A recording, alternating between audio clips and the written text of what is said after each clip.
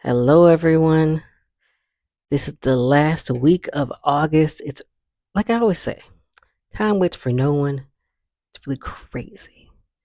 As always, obligatory self promotion.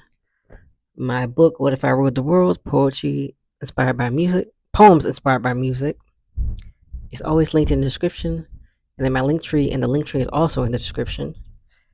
If you hear a bunch of noise in the background, it is raining and thunderstorming. Hopefully, we don't have any power issues. But yeah, please check out my book if you would like. That would be great. So thanks in advance. Thanks in advance. I cannot talk today. And I have been working on my newest book. I've written the plots for two of the short stories in the short story collection. So I got to write the third one. So these are all road trip stories. Then they're all going to end in DC. And there's a couple, a set of sisters. So older sister, younger sister. And then the third story is going to be about best friends that met in college. I changed the age because at first I was going to make them in high school, but because I'm making the road trip story with them, you can't rent a room, like a hotel room, until you're 18. So that's why I changed it. So yeah. So I'm working on the plots and then I got to start writing. Uh, at first, I think I said in one video I was trying to release it in the beginning of next year. I don't think that's going to happen, but it'll be released sometime next year. And once I start writing and editing, uh, I'll be able to give an actual date. Uh, yeah, so that'll be cool. I'm actually gonna format it so it can be like an actual book size because this one I just had Amazon size it to the page size, and I'm not mad about the size. I feel like it's unique, but you want it to be actually like book sized. But it is what it is. It was my first book. You know, I did not look up enough stuff, but it is what it is. But I'm still proud of it because I finally released it. So there's that. So today we're continuing talking about my favorite horror movies. And at number 9 is Let the Right One In, the original Swedish version. So it's a Swedish romantic horror film, and it was directed by Thomas Alfredsson. Hopefully that is correct. I did kind of practice saying these names, but if I still butcher them, so sorry to these people. It was released October 25th, 2008. The cast is Carrie Brandt as Oscar, Lena Leanderson as Eli, Per Ragnar as Håkan. So the main character is Oscar, and then Eli is the strange child that helps him out. And then Håkan is like the guardian of Eli. The synopsis is the film tells the story of a bullied 12-year-old boy who develops a friendship with a strange child in Blackburg, a suburb of Stockholm in the early 1980s. I will say they do, at least for, I'm trying to think of the right thing to say. I don't know about Sweden in the 80s, obviously, but in the American version, I feel like they really got the 80s vibes, but it kind of seems kind of like obvious. I don't know how to explain it. You know how like something's filmed today, but it's supposed to be taking place in, geez Louise, but it's supposed to be taking place in like a different age, like the 70s or 80s, but you can tell it's filmed today. That's how the American version looks. But this version, I feel like it's mostly creepy and like atmospheric. So I don't really feel like, and of course, I don't know about Sweden in the 80s, but it seems pretty accurate to me. All right, where can you stream it? For free, you can watch it on Zumo. I hope I said that. Zumo Play. I hope I said that name right. Tubi. I watched it on Tubi.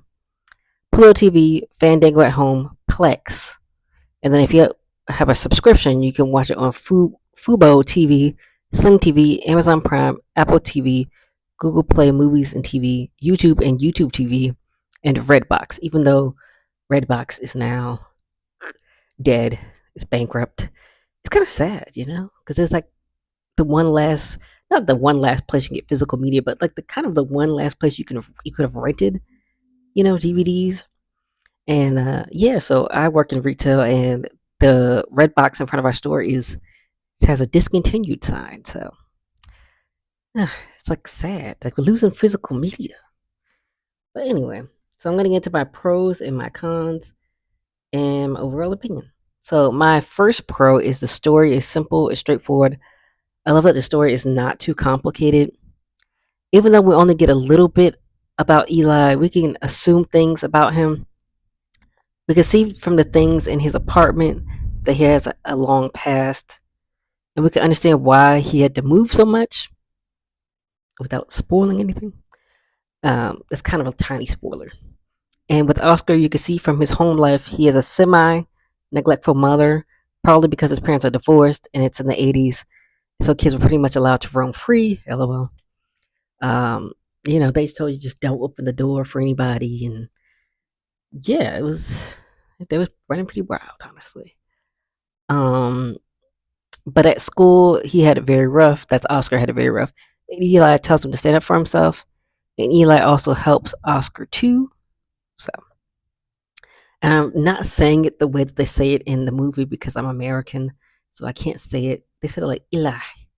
I don't know how to say it. I don't have the Swedish accent, but it doesn't sound like Eli, like I'm saying right now. And speaking of, my next part was the characters.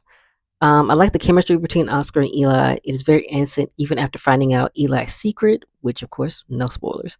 Oscar still embraces him. I especially love the ending of Eli helping Oscar, and the very ending is cute. Once again, not gonna spoil it. I think it's really cute. Like their chemistry was really good together, and this is kind of interesting because they give in the original version, they give Eli, a boy name because it's a boy, but he looks like a girl sometimes. But in the remake, they named the character Abby, and I was like, why would y'all do that if it's not supposed to be? If this strange kid is not supposed to be a boy? But yeah,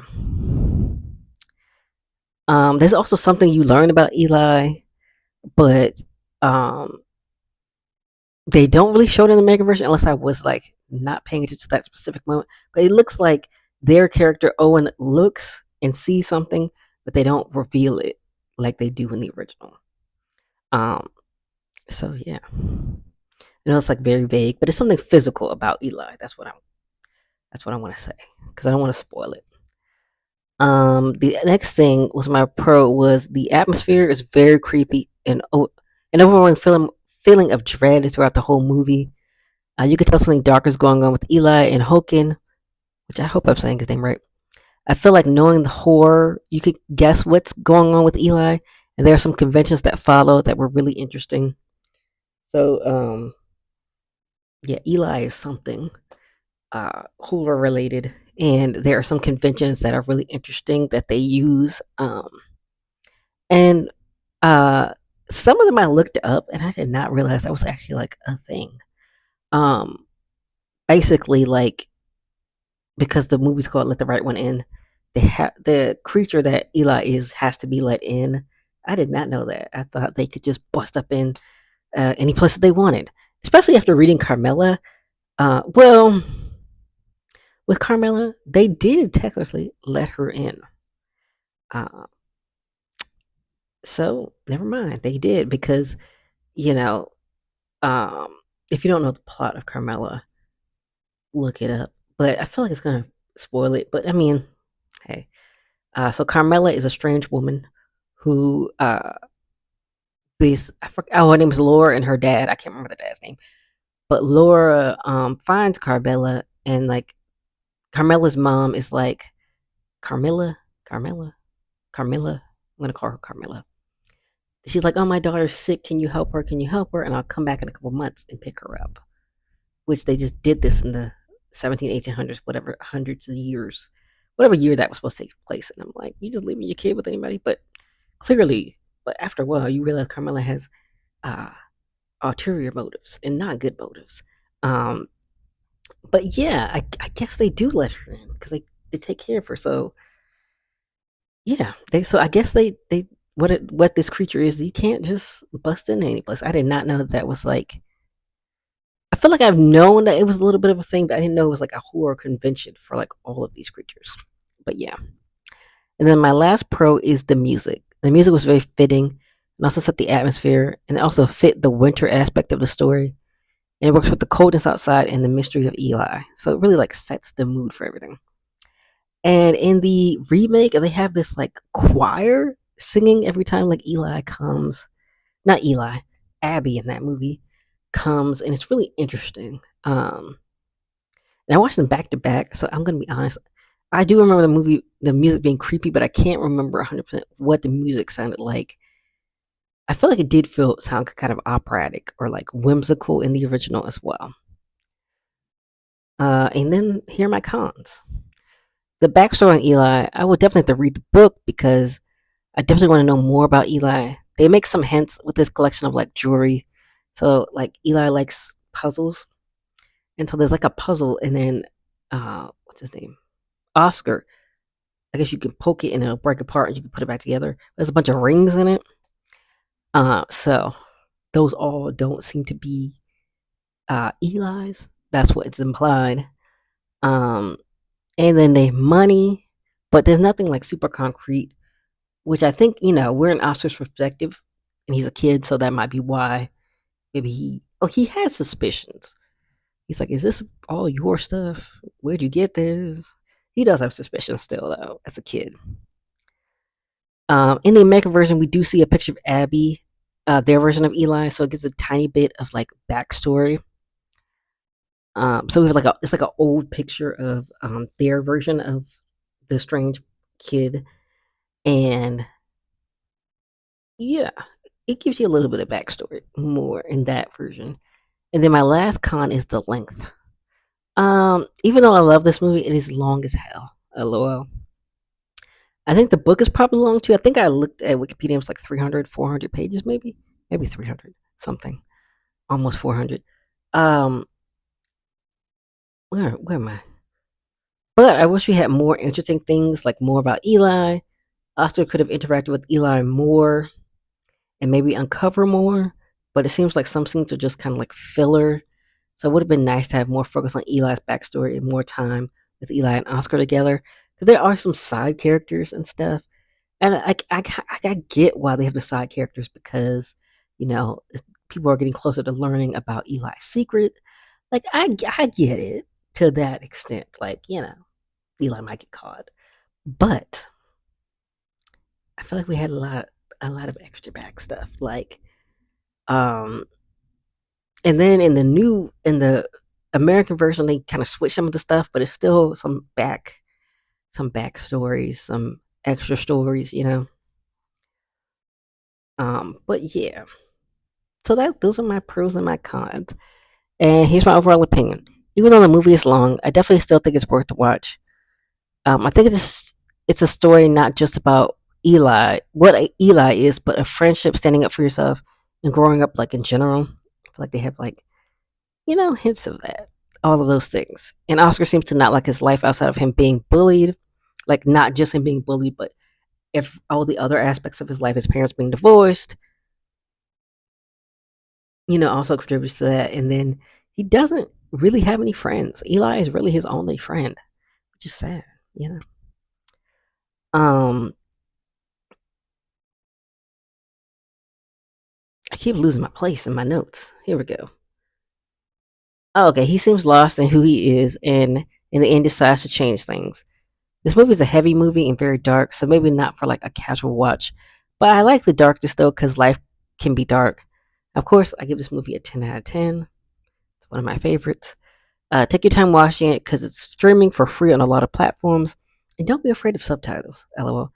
I remember one of my old roommates, we were watching Inglorious Bastards, and she was not paying attention because she did not like to read subtitles.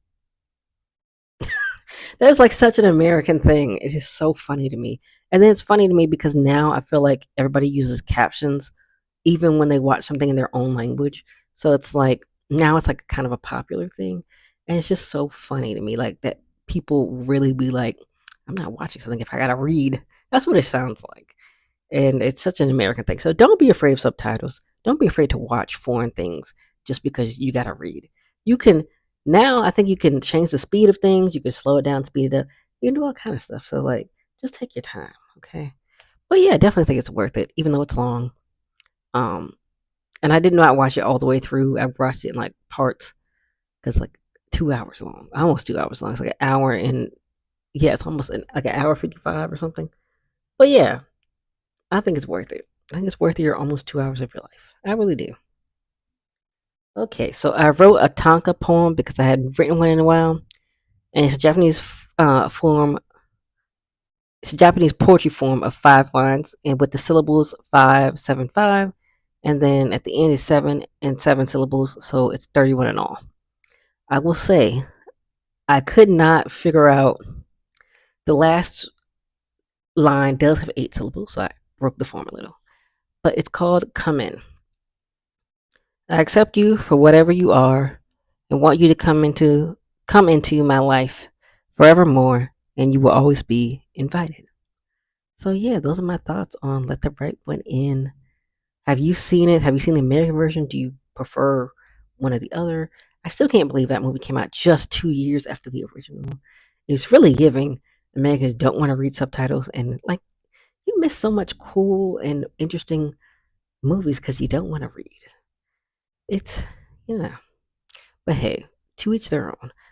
I am gonna judge, but nothing I can do about it. So yeah, let me know your thoughts in the comments, and I will see you all next week.